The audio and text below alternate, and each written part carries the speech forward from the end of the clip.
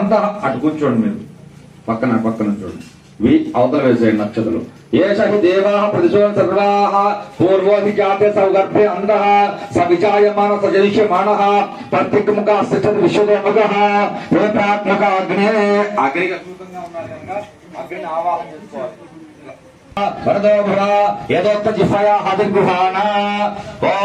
ఆ కప్పు తీసేసి దండం పెట్టుకుని ఆయనకి ఇవ్వండి గారికి అక్కడ దాని మీద 12 ఇందాక శివస్వామి ఇట్లా 12 దర్భాలు 8 దర్భాలు ఉన్నాయి కదా 12 దర్భాలు ఇవ్వండి. 12 దర్భాలు కట్ట విప్పండి అది ముడి 12 విప్పేసి కింద పెట్టి 8 ఆ కప్పు మీద పెట్టండి. కింద 12 వేసి 12 మీద కప్పు పెట్టి కప్పు మీద 8 కప్పండి. ఓం బ్రహ్మ దక్షత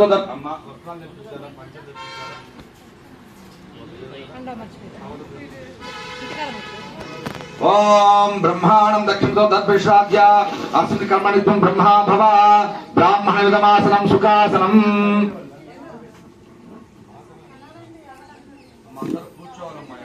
అందరూ కూర్చోవాలా దయచేసి ఎవరు కూడా నుంచోవద్దు, డిస్టర్బ్ అవుతుంటుంది. అందరూ కూర్చొని మౌనంగా చూడండి. మీరు డిస్టర్బ్ చేస్తూ ఉంటే అమ్మవారు అలా వీళ్ళందరూ ఇంట్రెస్ట్ లేదు కదా. డైలీ జరిగే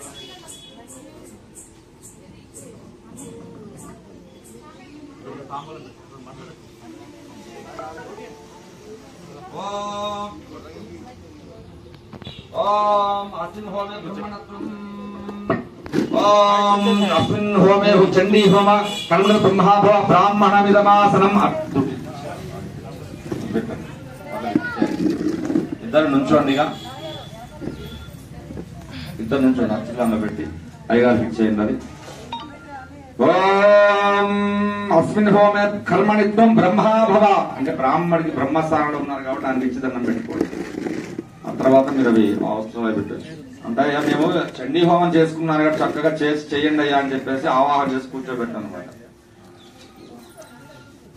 మేము అమ్మవారి యొక్క హోమం చేసుకున్నాం కాబట్టి చక్కగా చేసి మమ్మల్ని సంతోషపెట్టి అమ్మవారిని కలిగించినట్టుగా